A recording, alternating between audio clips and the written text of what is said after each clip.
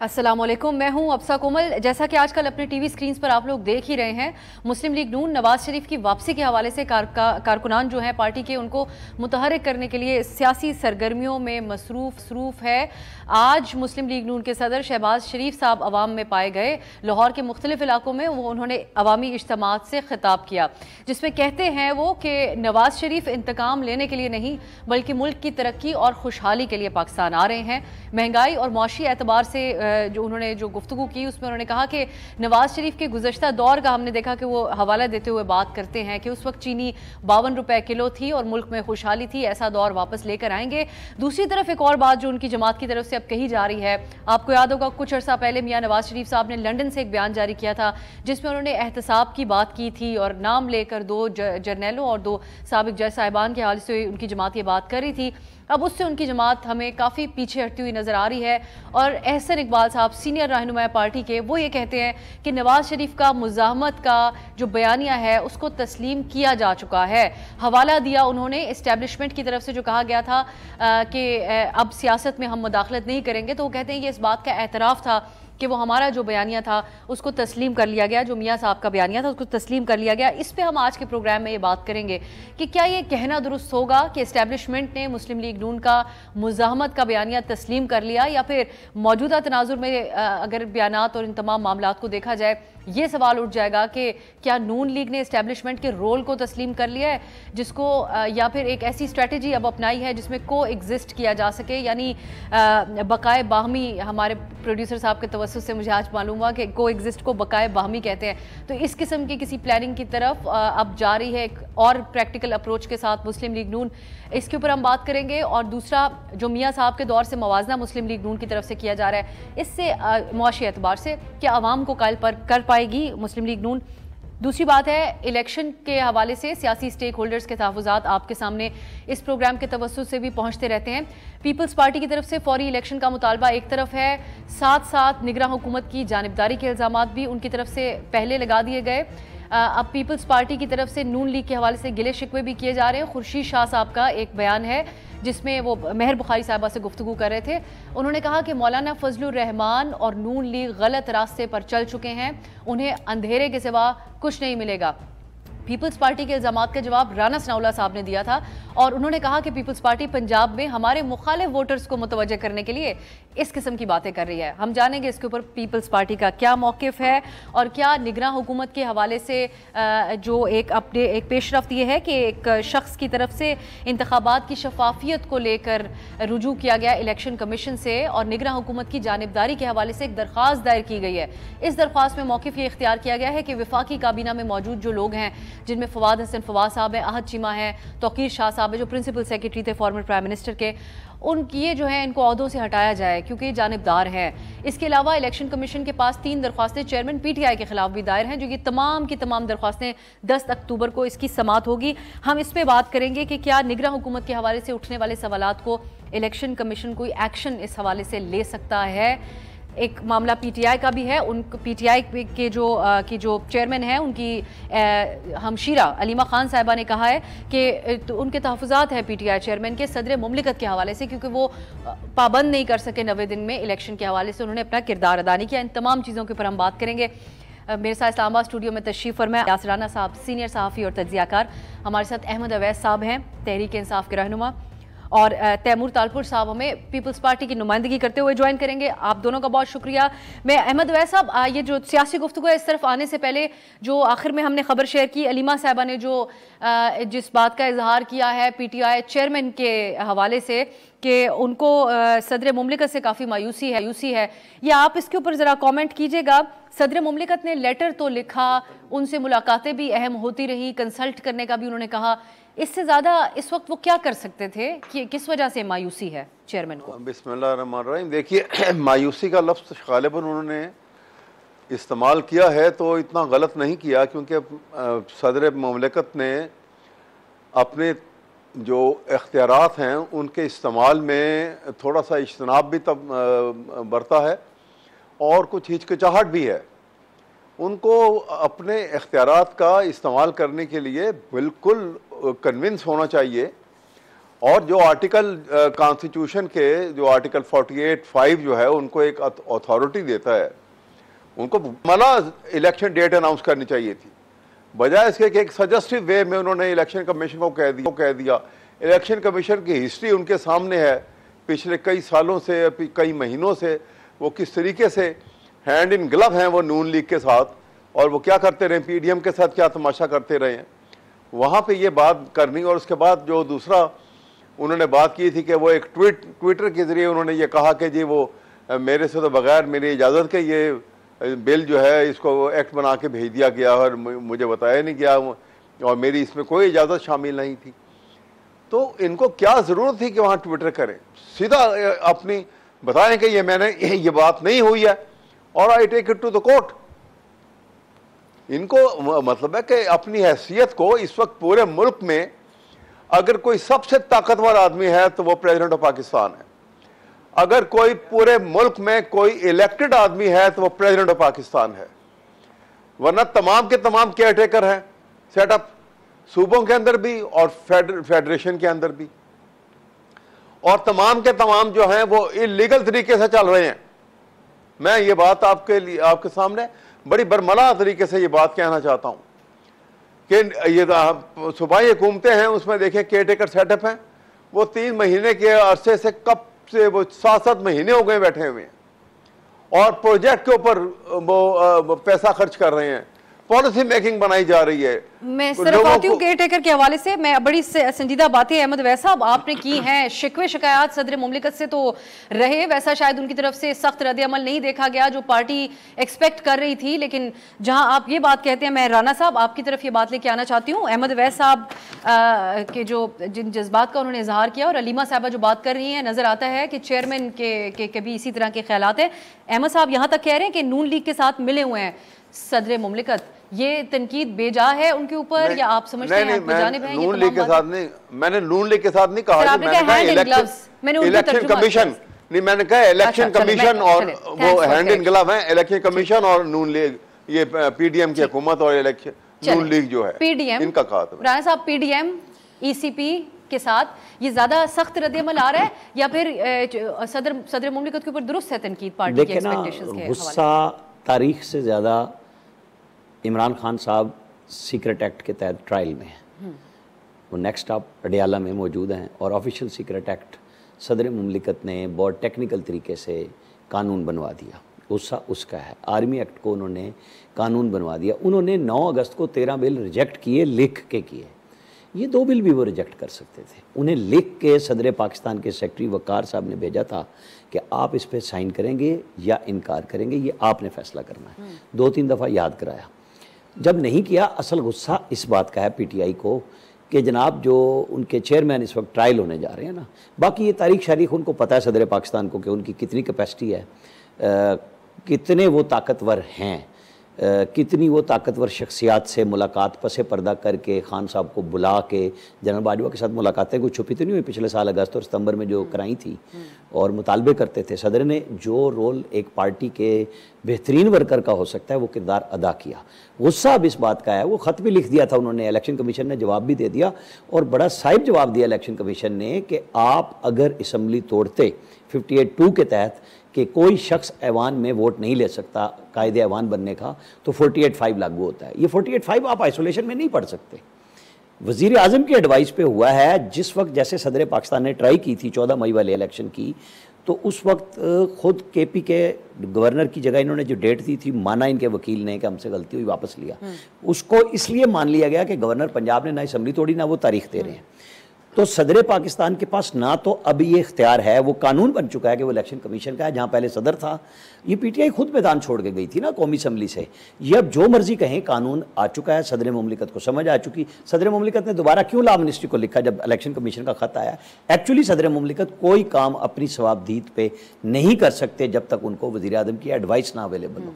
वो आज तक उन्होंने उस पर कहा जिस पे खान साहब खुद मादरत कर चुके या अफसोस का इज़हार कर चुके कि मुझे कादी फ़ायद ईसा का रेफरेंस नहीं भेजना चाहिए था। सदर मुमलिकत का माइंड नहीं है जब वो हर हुकूमत के मामले में पीडीएम के नहीं, ये गवर्नर नहीं लगाना, 14 दिन मैं रोक सकता हूँ, मैं 10 दिन इस्लाह पे एतराज़ कर सकता हूँ, हर जगह पे उन्होंने अपनी नुक्ताचीनी डाली। तो वो खुश थे इस वक्त तक पीटीआई के चेयरमैन।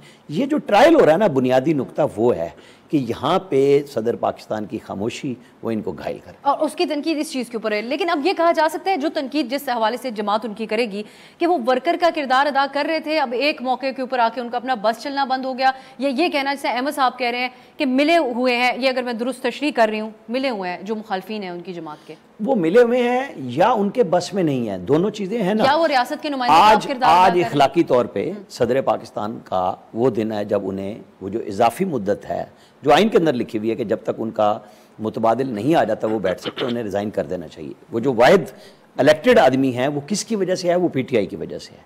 वो क्यों बैठे हुए हैं? उन्हें सदर पाकिस्तान के तौर पे मुंतखब किया गया था, मुद्दत उनकी पूरी हो चुकी है 8 अगस्त को और 8 सितंबर को, तो अब उनके पास जितने एक्सटेंशन के दिन हैं आज जब, और फिर दूसरी बात ये कि मौरूसियत के ख़िलाफ़ हमेशा रहे इमरान खान साहब, खुद ये सारे के सारे, आज मौरूसियत घर से निकल के आई है कि पार्टी के किसी लीडर या तर्जुमान वकील ने बयान नहीं दिया, मोहतरमा अलीमा खान साहिबा ने दिया, जो सियासत में नहीं है। ये एक बड़ा शिफ्ट है पार्टी के अंदर कि किसकी तरफ जाएगा, मैसेज कौन लाएगा। इस पे मैं आती हूँ, पार्टी बहुत डिवाइडेड नजर आ रही है, उनके तो वकला आपस में उनके बयानात आजकल नहीं मिल रहे, लेकिन अहमद अवैस साहब तो रिप्रेजेंट कर रहे हैं जमात को। अहमद साहब, ये जो बात राना साहब ने कही है, ये ट्रायल का गुस्सा है तमाम, क्योंकि ये चीज़ें तो एक तरफ हैं, उसमें भी कोई किरदार उन्होंने रास्ता हमवार किया समहाउ इस ट्रायल के लिए। नहीं देखिए, पहले तो मैं वो वजाहत कर दूं, पहले अभी राना साहब भी बात कर रहे थे और अभी आप कंफ्यूजन था थोड़ा सा। मैंने हैंड इन ग्लव का लफ्ज़ जो इस्तेमाल किया था वो इलेक्शन कमीशन के और पीडीएम और नून लीग के लिए किया था, प्रेसिडेंट ऑफ पाकिस्तान के लिए नहीं किया था। और दूसरी बात यह है कि प्रेसिडेंट ऑफ पाकिस्तान का जो एडवाइस की बात कर रहे हैं, जब प्रेसिडेंट ऑफ प्राइम मिनिस्टर की एडवाइस के ऊपर जब असेंबली, नेशनल असेंबली को डिसॉल्व कर दिया तो उसके बाद तो किसी और एडवाइस की ज़रूरत नहीं है। जब असेंबलियाँ ख़त्म हो गई, प्राइम मिनिस्टर नहीं रहे, तो वो एडवाइस तो ख़त्म हो गई। उसके बाद तो उन्होंने अपनी स्वाबदीद का इस्तेमाल करना है, वो एक्सक्लूसिव अथॉरिटी है प्रेसिडेंट ऑफ पाकिस्तान की आर्टिकल 48(5) के अंदर, वहाँ उनको किसी की एडवाइस की ज़रूरत नहीं है। ये constitution is very clear on it. ये मैंने जो बात की थी उसके अंदर किसी एडवाइस की ज़रूरत नहीं है, उसके लिए कोई सजेशन देने की भी ज़रूरत नहीं है। वो ही could just announce the date and that's all. उसके बाद अगर कोई तरमीम की है इलेक्शन लॉ के अंदर, तो तरमीम जो है वो कानून जो है वो आइन को ओवरराइड नहीं कर सकता। जो आइन स्वाय अमेंडमेंट के आइन में कोई और तब्दीली लाई नहीं जा सकती। कोई कानून साजी अगर असेंबली बैठ के करती है तो वो कानून को ओवरराइड, जो कॉन्स्टिट्यूशन को ओवरराइड नहीं कर सकता। ये मैंने ये जो है ये चीजें जो है इनको तो छोटी सी आप कह दें राना साहब, मैं भी इसमें ही कह देती हूँ, अगर इन हवालों से भी उन्होंने किरदार अदा नहीं किया तो फिर अहमद साहब आप फिर कह दें आला-ए-कार बने वो, उस वक्त की पार्लियामान में मौजूद लोगों के भी जो कानून साजियाँ वो करते रहे, जो करवाते रहे, उनके भी आप राना साहब। मैं ये कहती चलूँ कि हमें तैमूर तालपुर साहब भी ज्वाइन कर चुके हैं। राना साहब आप कहिए फिर। मैं बस छोटी सी बात करने लगा हूँ कि वो ये जो अहमद अवैस साहब कह रहे हैं ना, ये वही बात है जो सुप्रीम कोर्ट में इस वक्त ज़ेर बहस है कि रूल बन सकते हैं, आइन के बाद कानून नहीं बन सकते। ये तो अदालत अब अदालत करेगी तो हम कह सकेंगे। अब आप आइसोलेशन में 48(5) नहीं पढ़ सकते। हाँ। वो वहाँ है जहाँ सदर पाकिस्तान मजबूरन अपने, क्योंकि 58(2) भी नहीं रहा, 58(2) मौजूद है। वहाँ असम्बली टूटती है जब कोई कायदे ऐवान का वोट ना ले सके तो 48(5) में सदर पाकिस्तान ने डेट देनी है। ये आम इंतखाबात की तारीख है। सदर पाकिस्तान अब सूबों की असम्बलियों की तारीख भी नहीं दे सकते, अलग से भी कहीं नहीं लिखा हुआ उनके लिए। अब सारा काम नए कानून के तहत, अब आइन के तहत कानून बनते हैं। अब हम और आप कहें कि नहीं मुझे ये पसंद है और अहमद अब्बास साहब कहें मुझे ये पसंद है, तो बहस हो जाएगी। सही। तो मैं बस ये कह रहा हूँ इस नुक्ते के ऊपर ज्यादा बेहतर बहस तब हो सकेगी कि अदालत ये मामला भी जो है अब तय करे। तैमूर तालपुर साहब आपको खुशामदीद। ये अब हम बात करते हैं जो हवाले से मुतालबा है, आपकी जमात बर वक्त इलेक्शन होने के हवाले से फिक्रमंद नज़र आ रही है, जिस किस्म के बयानात आ रहे हैं आपकी लीडरशिप के। लेकिन नून लीग की आज का बयानिया अगर हम देखें तो वो खुद को समहाउ फातेह के तौर पर सामने रख रहे हैं। ये एहसन इकबाल साहब ने भी जो गुफ्तगू की, शहबाज साहब भी जो आज बात कर रहे हैं, उन्होंने कहा इस वक्त ये जो मंजरनामा है इसके ऊपर ये नून लीग का मुजाहमती जो बयानिया था अब वो तस्लीम किया जा चुका है। अब हम मुस्तकबिल की बात करेंगे।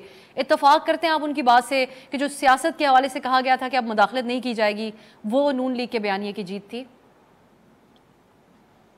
बिस्मिल्लाहिर्रहमानिर्रहीम, बहुत बहुत शुक्रिया। देखिए, मैं समझता हूँ कि बहुत ही वाज़ेह है, बहुत ही क्लियरली वजाहत हमारे सामने आ रही है कि कहीं ना कहीं से कुछ ना कुछ एक एक्स्ट्रा एज जो है वो नून लीग को मिल रही है। उनके जिस तरह से जो बयान आते हैं उनके खिलाफ उनका रिवर्सल आ जाता है केयर टेकर गवर्नमेंट से, जिस तरह से उनके ऑफिसर्स वगैरह दूसरे सूबों में हैं, पंजाब में KPK में तो थोड़ा उसमें फ़र्क नज़र आता है। हमारे यहाँ सिंध में जो अफसर चेंज करते हैं तो बजाय सिंध में कोई सिंधी अफसर रखे हमें पंजाब से अफसर भेज दिए जाते हैं और बाकी सूबे चेंज नहीं किए जाते। बाकी सब सूबे में डेवलपमेंट वर्क जो पुरानी थी वो चल रही है और हमारे पुराने डेवलपमेंट वर्क उन्हें रोक दिया है। तो of course PMLN does have edge, पर यस पाकिस्तान पीपल्स पार्टी की हमेशा से एक ही बात रही है और बड़ी क्लियर स्टांस रहा है कि हम किसी भी सूरत इलेक्शन को डिले नहीं कर सकते। हमारा तो डिमांड थी कि 90 दिन के बजाय 60 दिन में इलेक्शन कराए जाएं, पर इलेक्शन कमीशन ने कहा कि वो उस पर राजी नहीं हो सकते, उनके बस की बात नहीं है। तो फिर जो कॉन्स्टिट्यूशनल डिमांड थी, जो कॉन्स्टिट्यूशन ऑफ पाकिस्तान कहती है कि 90 दिन के अंदर इलेक्शन, तो उसी बात पे खड़े हुए थे। और अब भी हमारी लीडरशिप जो है इस बात पे स्टर्न स्टांस लेके बैठी हुई है that we want the date of the election as soon as possible. जब तक हमें वो डेट नहीं मिलती हम कंफर्टेबल नहीं होंगे। हाँ, हम ये भी देख रहे हैं कि इलेक्शन कमीशन भी कोशिश कर रहा है कि वो जल्द से जल्द अपनी इलेक्शन करा सके, उस चीज़ में हम मुतमईन हैं। पर जब तक ये हमें डेट अनाउंस करके नहीं बताएंगे तब तक वो जो है एक प्रॉब्लम अराइज होता रहेगा, एक सोच में फ़र्क आता रहेगा, एक शक और एक शुबा हमारे जहन में और दिलों में रहेगा। तालपुर साहब, नून लीग के मौक़िफ़ की जीत जो सेलिब्रेट वो कर रहे हैं वो दुरुस्त कर रहे हैं, इस पे भी कुछ कहिए। देखिए जी, मैं बिल्कुल भी नून लीग के ख़िलाफ़ नहीं हूँ, पर मैं समझता हूँ कि अभी नून लीग के साथ बहुत सी प्रॉब्लम्स हैं। यस, उनको मदद ज़रूर हासिल है कहीं ना कहीं कुछ क्वार्टर से, पर at the same time Noon league के लिए बहुत मुश्किल समा है। लोग उनके ख़िलाफ़ हैं। पंजाब में उनको बहुत टफ टाइम मिलने वाला है। तो मेरे ख्याल से उनके किसी भी बयानिए की जीत मैं नहीं देख रहा हूँ, मैं नहीं समझ रहा हूँ। हाँ, मैं ये भी जानता हूँ कि इलेक्शन में हम दू बदू मुकाबला करेंगे पंजाब में, इंशाल्लाह ताला सीटें भी उठाएंगे पंजाब में। पर ये भी देख रहा हूँ कि आगे जाके सदर जरदारी की मुफाहमत की पॉलिसी पे ही अमल किया जाएगा। सबसे पहले पाकिस्तान और पाकिस्तान की इकोनॉमिक स्टेबिलिटी को बेहतर करने के लिए हम सबको साथ बैठना पड़ेगा। एक ब्रेक की तरफ जाते हैं, वापस आएंगे तो जिस किस्म का जवाब नून लीग की तरफ से पीपल्स पार्टी के लिए आया है, आप लोग जो मौक़िफ़ उनकी जमात के खिलाफ अपनाया है उसके हवाले से, उस पर भी हम बात करेंगे। राना साहब से इसके ऊपर भी बात होगी कि नून लीग के लिए कितना आसान या कितना मुश्किल होगा आवाम को कायल करना इस बयानिए के साथ। एक ब्रेक के बाद खुशामदीद हम बात कर रहे हैं नून लीग जिस तरीके से अपना नैरेटिव सामने रख रही है। राना साहब, ये जो एहसन इकबाल साहब ने कहा, हमने अभी शामिल किया उनका बयान कि हमारे मौक़िफ़ की जीत हो चुकी है, ये को एग्जिस्ट करने की पॉलिसी है कि हम साथ में ही मिलके चलते हैं? बहुत दफ़ा कर ली मुज़ाहमत और मामलात ख़राब करके देख लिए, टकराव बेहतर होता है, टकराव से बेहतर होता है इस तरीके से को एग्जिस्ट करना, या फिर आपके ख्याल में ये वाकई उनके बयानिया तस्लीम हुआ है और PTI से भी कहीं ना कहीं सीखा गया है जो उनका एक रहा अंदाज? देखिए, PTI ने तो हाजिर सर्विस फ़ौज, जब जनरल बाजवा थे, इमरान खान साहब लगे रहे, मीर जाफ़र मीर सादिक कहते रहे, और 9 मई पे जो स्टेट पे हमले किए, सीधी सी बात है, उसमें कोई चीज़ छुपी भी नहीं है। कोर कमांडर, फॉर्मेशन कमांडर्स की प्रेस रिलीज़ें आ चुकी हुई हैं, अब उस पर आगे काम जा रहा है। और नवाज शरीफ को रोज़ खड़े होकर नहीं बयान दे रहे थे, उन्होंने गुजरांवाला की एक तकरीर की थी, बीच में मुझे बताएं वो कहाँ बोले। अभी कुछ दिन पहले जो लंदन से बोले थे, मैं ये कह रहा हूँ ना, गुजरांवाला के बाद वो अब बोले, और उन्होंने एक मिसाल दी कि इस तरह के लोगों के कभी कोई एहतसाब का दिन होना चाहिए। उसको मीडिया में जिस तरह प्लेअप हुआ, और मैं समझता हूँ PMLN ने बड़ा अच्छा करा। आप बताएं कि 29 नवंबर को जनरल राहिल शरीफ स्टिक संभालते हैं और 4 जनवरी या 2 जनवरी को जनरल मुशर्रफ को आप अदालत लेके जा रहे हैं और वो AFIC ले जाते हैं, तो 1 महीने 4 दिन बाद लड़ाई होगी चीफ एग्जीक्यूटिव और चीफ ऑफ आर्मी स्टाफ। तो लड़ना नहीं चाहते राना? तो मेरा ख्याल है कि उन्हें समझ आ गई है कि जो PTI कर चुकी हुई है। एक मैसेज है ना जी, आप सियासत कीजिए, आप हम पे हमले ना करें, हम आपकी तरफ नहीं आ रहे, आप हमारी तरफ ना आइए, अपना अपना बयानिया लोगों में दें। अगर आप आ रहे हैं कोर्ट ऑफ लॉ से, आपको इजाज़त लेनी होगी, जो सब प्राइम मिनिस्टर भी कह रहे हैं, ढके छुपे अल्फाज में भी कह रहे हैं, और ना भी कहें तो आपको कोर्ट ऑफ लॉ में तो जाना है, क्योंकि आप एब्सकॉन्डर है। बहुत सारे लोग बात करते हैं कि जी एक एब्सकॉन्डर को कैसे ज़मानत मिल सकती है राहदारी की। तो मेरा सवाल ये होता है कि एक जेल में गए हुए मुजरिम को कभी ज़मानत मिल के उसे इलाज के लिए भेजा गया था? अगर वो एक अजीबोगरीब काम हो सकता है, लेकिन राना साहब उस वक्त भी किसी तनाजुर में हुआ था, उस वक्त ताल्लुकात की खराबी की वजह से हुआ था। इस टाइम यहाँ तालपुर साहब की जमात भी ये बात कह रही है कि अब ताल्लुकात कुछ ज़्यादा ही मिसाली होते जा रहे हैं वक्त के साथ साथ, और यहाँ पर हम देख रहे हैं कि ताल्लुकात खराबी के लिए कोशिश भी कोई नहीं जनरल फैद हमीद के घर में उनके वालिदा की शायद डेथ हुई थी, तो 40वें पे कुछ लोग गए थे, उस वक्त वो DGI थे। तो मुस्लिम लीग नून के एक सेनेटर ने अंदर वाले कमरे में उनसे कहा, जी आपने बड़ा अच्छा किया जी, नवाज शरीफ को भिजवा दिया, कुछ दिन हुए थे। तो उन्होंने कहा भिजवाना ही था। मैं चूँकि ये खबर पहले दिन मैंने ये दी थी कि मुझे टेलीफोन आया है जब उनको नैब के ऑफिस से रिमांड से हॉस्पिटल शिफ्ट किया, तो मैंने कहा था मुझे फ़ोन आया कि एक उड़न खटोला आएगा और नवाज शरीफ को ले जाएगा। मैं प्लेटलेस वाली कहानी का नहीं हूँ, ये जिन्होंने की उन्होंने जवाब देना है। मैंने बीइंग रिपोर्टर खबर दी कि ये वहाँ जा ही इसलिए रहे हैं कि इन्हें पाकिस्तान से बाहर जाना, फिर वो चंद हफ्ते लगे सारी चीज़ों को मैनेज करने में। अब सारी बातें खुल गई। अब ख्वाजा आसिफ ने भी कह दिया कि हमें एस्टैब्लिशमेंट ने भिजवाया। हमारा बीइंग जर्नलिस्ट क्या काम है कि खबर देना, फैसले जिन्होंने किए अच्छे किए बुरे किए। उस वक्त वो चले गए, अब वो पाकिस्तान वापस आ रहे हैं। वो ज़्यादा बुरा था जाना अगर अदालती निज़ाम पर देखा जाए। अब अदालत अगर इजाज़त देगी तो वो आ जाएंगे, जलसा कर लेंगे, नहीं इजाज़त देगी तो उन्हें जेल जाना पड़ेगा, फिर जमानत कराएंगे। नवाज शरीफ को आप ये नहीं कह सकते कि वो जेल से भागा था तो वो फिर अपनी बेटी को लेके पाकिस्तान ना आता उस वक्त। ये उनके प्लस में जाता है कि वो यूं नहीं घबरा रहे। एक हालात पैदा किए गए जब उनको भिजवाया गया था। तालपुर साहब, ये इस पे आप कीजिए कमेंट, एक कंक्लूडिंग कमेंट, क्योंकि आपकी जमात भी अब जो एतराज़ रख रही है, इशारतन ही अभी बात हो रही है, कुछ अरसे में खुलकर भी हो सकती है, लेकिन हमने देखा है कि कोई ख़ास इस्टेब्लिशमेंट के रोल के हवाले से तनकीद का पिछले कुछ अरसे में आपकी जमात की तरफ से नहीं की गई। इस निशाने के इस फ्रंट के ऊपर नून लीग और PTI घेरती रही है। सो आप लोग अभी अब मुज़ाहमती बात कर सकते हैं कि ऐसा नहीं होना चाहिए, फेवरेटिज्म नहीं होना चाहिए, सपोर्ट किसी एक पोलिटिकल साइड के लिए नहीं होनी चाहिए, क्योंकि बिटवीन द लाइन्स तो अब यही बातें आप कह रहे हैं, या आप लोग कायम हैं इस बात के ऊपर, या इत्तेफाक इस हद तक रखते हैं कि सबको मिला के चलना चाहिए और को एग्जिस्ट करना चाहिए? To be very clear about this, chairman Bilawal ने बड़ा क्लियरली लेवल प्लेइंग फील्ड की डिमांड की, और एक बार नहीं की, कई बार की। पर हम उस तरह से तनकीद नहीं कर रहे, हम गैर ज़रूरी बातें नहीं कर रहे, बल्कि बहुत सी ज़रूरी बातें हैं जो हम अभी डाइजेस्ट कर रहे हैं। हम उस पर शोर नहीं कर रहे हैं क्योंकि हमें इलेक्शन चाहिए। हमारी पहली और आखिरी demand election and the date of the election है। उसकी वजह से काफ़ी चीज़ों पे हम आप नहीं सुनेंगी पीपल्स पार्टी शोर शराबा कर रही हो। आज वो जमातें जो इलेक्शन से घबरा रही हैं, वो जमातें जो इलेक्शन से भाग रही हैं, वो जमातें बहाने मार रही हैं। कोई केयर टेकर सेटअप की बात करता है, कोई इलेक्शन कमीशन की बात करता है, कोई किसी और की बात करता है, कोई मौसमियात की बात करता है कि सर्दी में इलेक्शन कैसे होंगे। तो हर कोई अपने अपने बहाने मार रहा है।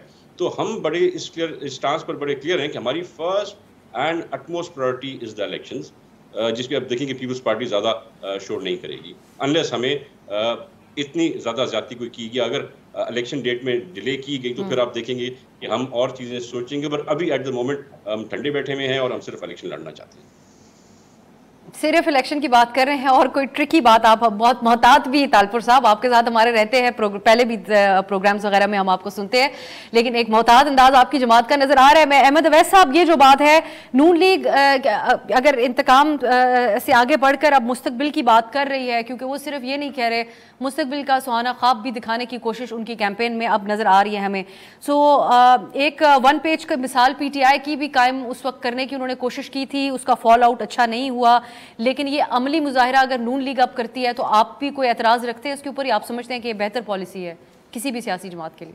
देखिए, नून लीग ने अभी हालिया 1.5 साल का अरसा जो है वो भयानक और डरावना ख्वाब दिखाया है, पूरी कौम ने देखा उसको।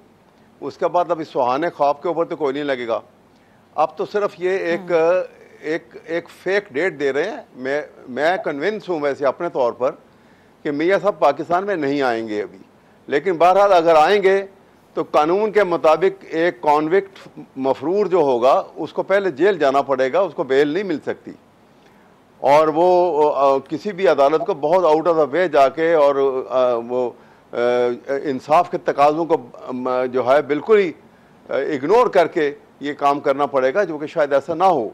उसके बाद जेल चले जाएंगे तो फिर जो एक स्टेट है वो उसके बाद ये अप्लाई करें और ये उनकी अपील का फैसला क्या होता है। दूसरी बात ये है, अभी इन्होंने बात की, ईरान साहब अभी शायद ये बात कर रहे थे कि जी वो तो जेल जाने से डरते नहीं हैं, वो अपनी बेटी को लेके, मरियम को लेके आ गए थे। वो इसलिए आ गए थे कि अगर वो ना आते तो वो अपील टाइम बार हो जाती, अपील दायर करना थी उन्हें अगेंस्ट द कन्विक्शन। वो 30 डेज का टाइम पीरियड था, उसमें उनको आके अपील दायर करनी थी, इसलिए वो यहाँ पर आए थे। अदरवाइज तो वो जिस अंदाज में वो चले गए यहाँ से, कोई सोच सकता है कभी वापस आएंगे? वो तो उस वक्त इस वजह से आए कि ये अपील जो आज पेंडिंग है, ये अपील दायर नहीं हुई थी उस वक्त तक, और अपील दायर होने के लिए इनका अपना सिग्नेचर के साथ यहाँ पे दायर होनी थी। वो that was the reason. Maryam ने भी करनी थी, इन्होंने भी करनी थी, इसलिए इनको यहाँ पर लेकर आए थे उस वक्त। इसलिए वो बात नहीं है। उनके पास इलामिया कोई नहीं है, कोई उनके पास मैनिफेस्टो नहीं है इस वक्त, क्योंकि वो एक बहुत बड़ा उनका दिखाया गया जा रहा था कि ये वो शायद बहुत बड़ा कोई वो इसहाक डार के पास जो है कोई ऐसा कोई मंत्र है कि वो जो डॉलर जो है उनकी शक्ल देख के उसकी जान निकल जाती है, उसकी उड़ान ख़त्म हो जाएगी और उसको ऐसा हो जाएगा।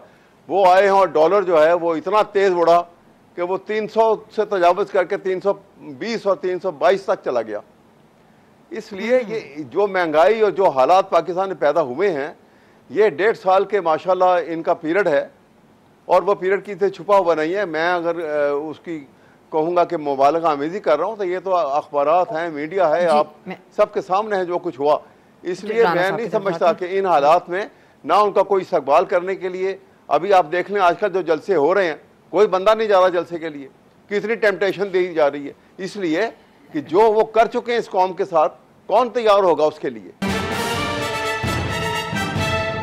साहब, एक लाताल्लुकी का इजहार उनकी जमात ये करती रही कि ये एक कोलिशन गवर्नमेंट है पीडीएम की, लेकिन ये भी एक हकीकत रही कि शहबाज साहब मशवरा तो मियां नवाज शरीफ साहब से बहुत सी एतबार से करते रहे। वो मीटिंग जिसका हवाला बहुत दिया जाता है मीडिया पे कि प्राइसेस बढ़ने के ऊपर वो एक मीटिंग छोड़कर भी मियां साहब चले गए। सो किस हद तक वो लाताल्लुक कर सकते हैं खुद को 16 माह में? बिलखुसूस जिस तरह अहमद साहब भी बात करें, स्टार प्लेयर इसहाक डार साहब ही रहे हैं मुस्लिम लीग नून के बड़े अरसे से, उनकी कारकर्दगी के ऊपर भी तो आवाम सवाल करेंगे वापस आके। उनकी कारकर्दगी जाहिर है कि पब्लिक में आया हो चुकी कि 16 महीने में कुछ भी नहीं कर सके, सिवाय इस बात के जो कि ठीक है पाकिस्तान को डिफ़ॉल्ट से बचाया, इसमें कोई शक और मुबालगा नहीं है। हाँ, अवाम डिफ़ॉल्ट कर गए, ये भी दुरुस्त बात है कि फंस गए लोग। लेकिन ये जो कारकर्दगी की बात की ना, मुझे बड़ा मज़ा आता अगर अहमद अवैस साहब ये बात करते हुए 3.5 साल की विफाकी और 9.5 साल की केपी की गवर्नमेंट के कुछ काम बता सकते कि हमने ये कारनामे अंजाम दे दिए थे पंजाब में। मैं अपनी बात कर लूँ, मैं आप जरूर कीजिएगा। तो इसीलिए उन्होंने कहा है कि हम 17-18 में जब हमारे 5 साल पूरे हो रहे थे, रिजीम चेंज का काम शुरू था, हम वो बताएंगे कि हम कहाँ खड़े थे और फिर मुल्क को कहाँ ला के तबाह किया। ये जो महंगाई आई है इस वजह से आई कि इलेक्शन फौरन नहीं हो सके ना, कि लड़ाई हो गई आपस में। एक दफा वो मैं एक चीज ऐड कर यहाँ से पूछ लूँ आपसे कि फिर अब जो उससे पहले हम डिस्कस कर रहे थे कि अब वो उन जिन लोगों को सिंगल आउट करके जिनके नाम पहले ले रहे थे कि उस वक्त रिजीम चेंज जो 2017 की जिसको आप कह रहे हैं, तो उस वक्त ये लोग किरदार थे, लेकिन अब अगर उनकी बात नहीं करेंगे और वो फिर उनसे ये तो सवाल अवाम उनका जो सपोर्टर है वो तो किसी हद तक करेगा ही कि आप उसको भी तो एड्रेस करें। राइवल आपका जेल में बैठा हुआ है जिसको लाने के लिए बकौल आपके ये रास्ता हमवार किया गया था, तो दूसरों का भी तो नाम लें, वो तो इजी टारगेट हो जाएगा उनके। देखिए, मीडिया ने जिस दिन से उन्होंने लंदन से वो गुफ्तगू की, टोटल यही बयानिया चल रहा है कि मियाँ साहब ने बयान दे दिया, मियाँ साहब को रोकने के लिए चले गए। गुफ्तगू शुरू हो गई ना कि नवाज शरीफ आ रहा है, नवाज शरीफ 21 तक, जब तक वो आ नहीं जाते, फैसला नहीं हो जाता, यही टॉक शोज़ में और पूरे मीडिया में और आम आदमी में बहस होगी। उसके अंदर जो उनकी स्पीच होगी वो आपको और हमें बहुत सारे सवालात के जवाब देगी। वो हमेशा डेवलपमेंट पे खड़े होते थे, इस दफ़ा वो इकोनॉमिक रिफॉर्म्स पे आएंगे, बिल्कुल शिफ्ट होगा। इसलिए कि पाकिस्तान को अब डेवलपमेंट से ज़्यादा मुल्क के बचने के लिए पैसों की ज़रूरत है कि आप कहाँ से लाएंगे, क्या लाएंगे, और उसके अंदर नवाज शरीफ के अलावा PMLN के पास है भी कुछ नहीं। अगर कोई होप है उनकी और अगर कोई पाकिस्तान में दूसरा लीडर मौजूद है, ये जब हम करते हैं ना कि जी उनका राइवल जेल में है, तो आज का जो जेल में लीडर है ये उस वक्त मुतालबा करता था उस वक्त की फौजी कमांड से कि इसे नाअहल भी करो। ये बात इंटरव्यूज़ में जनरल बाजवा के गुफ्तगू में मुख्तलिफ लोग कह चुके हैं, और इसको जेल में भी डालो। तो उस वक्त इमरान खान का मुखालिफ नवाज शरीफ जेल में भी था, सजा याफ्ता भी था, और इलेक्शन सिर्फ इमरान खान साहब लड़ रहे थे। हाँ, फ़र्क ये था कि आज इनकी पार्टी के लोग इसलिए मफरूर हैं कि स्टेट पे हमले PMLN और पीपल्स पार्टी ने कभी नहीं किए। इनकी लीडरशिप हो गई पीपल्स पार्टी की, वो तो पाकिस्तान की भी लीडर थी।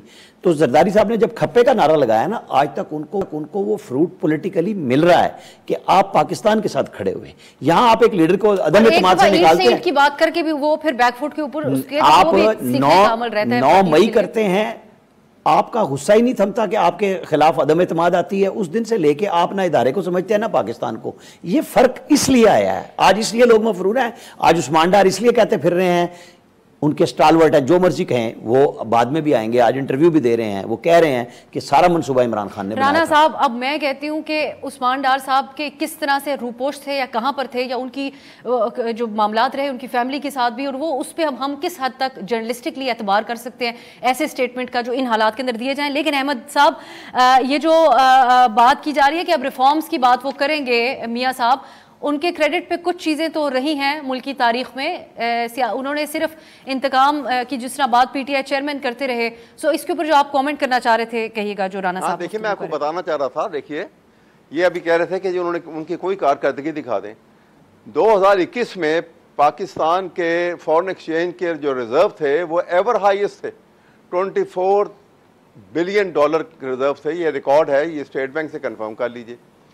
2021 के अंदर पाकिस्तान की एक्सपोर्ट $37 बिलियन, ये एवर हाईएस्ट है। और पाकिस्तान का जो वो उसका जो था जीडीपी जो था, उसका जो प्रोग्रेस रेट जो था वो 6 से ऊपर निकल गया हुआ था। ये चीज़ें तो ऑन रिकॉर्ड हैं। उसके बाद ये आए हैं और आप देखते देखते देखते वो $24 बिलियन से वो $1 बिलियन, $1.5 बिलियन रह गया था जब ये भाग के IMF से और मुख्तलिफ जगहों से इन्होंने फिर वो कशकोल लेके फिरे हैं कि जी किसी तरीके से हमारा कुछ बन जाए, वो डिफ़ॉल्ट से बच जाए। तो शहबाज शरीफ, और उस हालत में भी आप देखिए, उस हालत में शहबाज शरीफ साहब ने गरीबों में आटा बांटा, तो उन्हीं के एक सीनियर रिस्पॉन्सिबल आदमी ने, जैसे वो उनके शाहिद खाकान अब्बासी साहब ने, उन्होंने कहा कि 20 बिलियन रुपीस जो हैं वो इसके अंदर गबन हो गया है। ये इल्ज़ाम है, ऑन रिकॉर्ड है उनके ऊपर। तो साहब ये इस वक्त, क्योंकि अब इस मवाजने के ऊपर हम जाएंगे तो बहुत सारे लोग जो इकोनॉमिस्ट हैं उनका ये ख्याल है कि पिछली दहाइयों में पाकिस्तान के अंदर कुछ माशी सम दुरुस्त करने के लिए तमाम पॉलिटिकल पार्टीज कुछ ऐसे खातिर खा इकदाम नहीं कर सकी हैं। मैं केयर टेकर की तरफ आपसे जो कमेंट लेना चाहूँगी। अब एक दरख्वास्त भी दायर की गई है, PTI भी ये बात कर रही है, पीपल्स पार्टी भी कर रही है कि इलेक्शन कमीशन एक्शन ले केयर टेकर सेटअप के खिलाफ।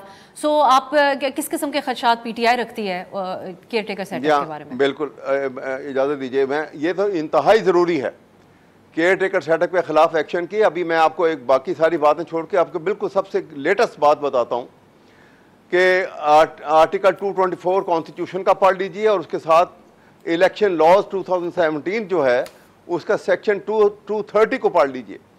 वो कहते हैं कि केयर टेकर जो कैबिनेट बनेगी, ये इसका काम सिर्फ फैसिलिटेट करना है इलेक्शन कमीशन ऑफ पाकिस्तान को fair, free and transparent election hold कराने के लिए, और डे टू डे बिजनेस के अलावा ये कोई काम नहीं कर सकती। किसी एक को ट्रांसफर और पोस्टिंग भी करनी है तो prior approval of the election commission is required. ये एज पर ये कानून मौजूद है। लेकिन इसके बावजूद आपको देखिए कोई प्रोजेक्ट, कोई पॉलिसी मेकिंग नहीं कर सकते। और काकड़ साहब को किसने इजाज़त दे दी, अनवारुल्लाह काकड़ साहब को, कि वो सरकारी जहाज के ऊपर अपनी फैमिली के साथ करोड़ों रुपया खर्च करके दुनिया का चक्कर लगा के आ जाएं। पार्लियामेंट ने उनके इख्तियारात बढ़ा दिए थे। ये इख्तियारात में शामिल नहीं है। आप देखिए तो सही कि इस मुल्क का हाल क्या था। 55% से तजावज़ करती हुई यहाँ पे बिलो पॉवर्टी लाइन जो है, वो जो इमरान खान के ज़माने में 42.3% थी, वो 55% से ऊपर जा रही है। गुर्बत का ये हाल है। आगे चलती हूँ सर, मैं तालपुर साहब की तरफ चलती हूँ। जो सवालात तालपुर साहब, एक जो ममासलत आप लोगों के और PTI के है, आपने आगाज में भी इसका जिक्र किया, ये ब्यूरोक्रेट्स के हवाले से केयर टेकर सेटअप के अंदर वो तो तहफ़्फ़ुज़ात आपके हैं ही, लेकिन ये जो बढ़ाए गए इख्तियारात हैं, इसके बाद ये फॉर एग्जाम्पल जिस किस्म की कार्रवाइयाँ आजकल हो रही हैं, जिस किस्म की केयर टेकर प्रेस कॉन्फ्रेंसेस कर रही है, हमने तो नहीं देखी। मैं राना साहब से भी पूछूंगी, इन्होंने अपने प्रोफेशनल करियर में इस किस्म का किरदार देखा, इस किस्म के इख्तियारात के साथ देखा, ऑप्टिक्स के एतबार से भी केयर टेकर सेटअप को। लेकिन स्मगलिंग पर क्रैकडाउन हो, उसमें यहाँ तक वज़ीर दाखिला निगरान कहते हैं कि कोर्ट मार्शल उन लोगों का किया जाएगा, होगा, इदारा ये समझता है जो इसमें मुलविस होंगे। एक्सचेंज कंपनीज के हवाले से कार्रवाइयाँ हों, फिर ये सब चीज़ों की ownership on the face of it तो केयर टेकर हुकूमत को भी जारी है और वो फखरिया तौर पे ले रहे हैं। उन्होंने कल को आवाम में जाके वो अपने पॉपुलर सपोर्ट की फिक्र भी उनको नहीं है। तो ये खदशा भी तालपुर साहब आपकी जमात समेत दीगर सियासी जमातों को है या होना चाहिए कि कहीं सियासी पार्टीज की जगह ही ना रह जाए? कैसे मैच करेंगे इस तेजी को जो कार्रवाइयां भी हो रही हैं? बड़ा सिंपल सा एक रोल होता है केयरटेकर सेटअप का, जो कि आता है, इलेक्शन कराता है और चला जाता है, और फिर जो नुमाइंदे जीत के आते हैं जिनको आवाम चुनती है वो आके काम काज करते हैं। जैसे कि आपने एक बयान की बात की, तो मेरे ख्याल से और कोई सियासी शख्स तो शायद ऐसा बयान ना दे सकेगा, पर जो इनको लाए हैं, जिनके ये लोग हैं, जिनसे ये वास्ता रखते हैं, तो ये बातें ज़रूर ये कर सकते हैं और ऑफ कोर्स परमिशन लेके ही कर रहे होंगे। पर मैं समझता हूँ काफ़ी ऐसी चीज़ें थी जो पॉलिटिकल हुकूमतों के हाथ में नहीं होती, वो या आर्मी या ब्यूरोक्रेसी या एस्टैब्लिशमेंट के हाथ में होती हैं, जैसे कि स्मगलिंग इस लेवल पे रोकना करना। तो मैं समझता हूँ उसको हम खुश हैं इस बात से, अगर स्मगलिंग रोक के और डॉलर की प्राइस कम कर सकती है ये हुकूमत, क्योंकि इन्हें ऐसी ताकत है, तो ये तो बड़ी खुश आइन बात है। अगर उनके कंट्रोल में या उनके इख्तियार में होती भी हैं, तो आप फिर ये एक्सपेक्टेशन आम आवाम तो सियासी हुकूमतों से लगाते हैं ना कि आप इंप्लीमेंट करवाएंगे, आप इन चीज़ों को रोकेंगे, जिसमें करने में आज तक नाकाम रही। जो चीज़ें हो रही हैं केयर टेकर के सेटअप में, आम आवाम में तासुर क्या जा रहा है सियासी जमातों का और हुकूमतों का? अब मेरे ख्याल से आप भी जानती हैं और आवाम भी जानती है, बड़ा क्लियरली जानते हैं कि एक एम्बेट है जिसमें सियासतदानों का हाथ, चाहे वो हुकूमत में हो या वो अपोजिशन में हो, उनके हाथ बंधे हुए होते हैं। हम कितना भी चाहें वहाँ पर इन्फ्लुएंस नहीं कर सकते, पर जो पोर्टर्स कर सकते हैं वो अब इन्फ्लुएंस कर रहे हैं। मुझे बहुत खुशी है कि इन लोगों ने ये स्मगलिंग रोकी, कंट्रोल किया, पर मुझे थोड़ी सी एक तकलीफ भी, अगर ये ही हो सकता था तो ये पहले क्यों ना किया गया। ये पीटीआई के दौर में या जो अलाइड हुकूमत आई उसके टाइम पे क्यों नहीं किया गया। तो फिर भी इस चीज़ को मैं खुशाइन समझता हूँ और पीपल्स पार्टी इस चीज़ को वेलकम भी करती है कि जो भी बेहतरी होगी, जो भी बेहतरी ला सकेंगे या दूसरे ला सकेंगे जो इनके पीछे हैं, तो हम उसको भी वेलकम करेंगे। पर वही बात है कि इलेक्शन को डिले ना किया जाए। अगर ये कल के इलेक्शन में खड़े भी होते तो हम इनको बिल्कुल फेस करेंगे, मुकाबला करेंगे। हम सियासी जमात, हम सियासी लोगों को आने देंगे, पर अच्छा काम उसको जरूर वेलकम करेंगे। But we want the dates. Talpur साहब एक ब्रेक की तरफ जाना है। आपने अब जो बात की कि ये क्यों ना किया गया, इसमें इस टॉपिक को हर हवाले से मैं राना साहब से ब्रेक के बाद बात करूंगी कि पहले क्यों ना किया गया। बिलखुसूस पीटीआई के दौर का आप तस्करा कर रहे हैं और वो एक 1 पेज दौर था। शहबाज शरीफ साहब के दौर के हवाले से भी यही तासुर रहा, जो 16 महीने का आपकी जमात समेत कोलिशन गवर्नमेंट के अंदर वो रहे, उसमें भी क्यों ना किया गया। क्यों सियासी जमातों ने इस बात को के लिए प्रेस नहीं किया। एक ब्रेक की तरफ जाते हैं, वापस आके राना साहब का कॉमेंट। ब्रेक के बाद खुशामदीद। प्रोग्राम के आखिरी लम्हात है। राना साहब, मैं चाहूंगी अब ये जो बात हो रही थी इसको आप मुकम्मल तौर पे अपने ख्यालात का इजहार करें। ये मियाँ साहब मुस्तकबिल की जो बात कर रहे हैं, ये रातों रात ये फिक्र उनको लाहक इस वजह से भी तो नहीं हुई है क्योंकि जो केयर टेकर सेटअप के अंदाज इस वक्त चल रहे हैं, न सिर्फ केयर टेकर सेटअप, जो तासुर उनके हवाले से तालपुर साहब और अहमद साहब उसके ऊपर रोशनी डाल चुके हैं, लेकिन ये ओनरशिप इस वक्त जो है वो टोटली जा रही है। इस वक्त जो अनइलेक्टेड हुकूमत है केयर टेकर की, उनको की तरफ से और जो इदारे हैं उनकी तरफ से, खा वो फॉरेन इन्वेस्टमेंट की बात हो और या फिर वो गैर कानूनी तौर पर मुकीम पाकिस्तान में लोगों को वापस भेजने की बात हो, वो बातें जो हमने कभी सोची नहीं थी, वो प्रेस कॉन्फ्रेंसेज में कोई इलेक्टेड हुकूमत नहीं कह पाई आज तक, ना ये इकदाम कर पाई। लेकिन इस केयर टेकर के साथ जो है वो मामलात इतने उनके लिए कंफर्टेबली इसकी ओनरशिप वो लेने की पोजीशन के अंदर हैं। ये फिक्र है मियाँ साहब को जो उन्होंने अब मुस्तकबिल की बात करना शुरू की। 2-3 चीज़ें हैं। पीडीएम गवर्नमेंट जिसमें पीपल्स पार्टी हिस्सा थी, एम्पावर करके गई बहुत सारी चीज़ों में निगरान गवर्नमेंट को, ताकि वो सिर्फ डे बाय डे की बजाय ट्राईलेटर और बायलेटर जो एग्रीमेंट्स हैं दुनिया के साथ हमारे, उनको लेके चले, वर्ल्ड बैंक के साथ, दूसरों के साथ, वरना ये नहीं कुछ कर सकते थे। ये एम्पावर करके मेनली जो फॉरेन इन्वेस्टमेंट फोरम है उसी के अंदर फिर आर्मी के साथ जो फैसिलिटेशन काउंसिल बनाई मिलके शहबाज शरीफ गवर्नमेंट ने, वो अब आगे जा रही है ना, उसमें आर्मी शहबाज साहब का इनिशिएटिव था या इदारे का मिलके था। मैं नहीं कहूंगा कि जी ये इनका अकेले का था या उनका अकेले का था, ये मिलके एक सोच बनी ना कि अब हम वहां आगे हैं जहां अगर हम कुछ भी नहीं करेंगे, कर्जे आपको नहीं मिल रहे, भीख आपको नहीं मिल रही। सऊदी अरब ने क्या कहा कि हम अपने दोस्त मुल्कों को भी कोई पैसा नहीं देंगे, कारोबार करेंगे खैरात या इमदाद नहीं देंगे। बता दिया ना, पब्लिकली उन्होंने कह दिया स्विट्जरलैंड जाके। हमें पता लग गया ना दोस्त कोई हाथ दे रहा है। IMF के साथ आप वो जो अहमद अवैस साहब कह रहे थे ना 24 अरब डॉलर और फलाना, वही वजीर आजम IMF के साथ किया हुआ मुआहिदा पब्लिकली तोड़ के 150 रुपए पे डीजल और पेट्रोल करके और बिजली की कीमत कम करके उसकी कास्ट तो हम आज तक भुगत रहे हैं ना। शबाश गवर्नमेंट ने अगर इलेक्शन जल्दी नहीं कराए वो उस पर मतून हो रहे हैं, लेकिन ये कारनामा किबला खान साहब का ही था कि आलमी बरादरी को खिलाफ करके अब हर बंदा कहता है पहले वहां से लाओ NOC IMF से।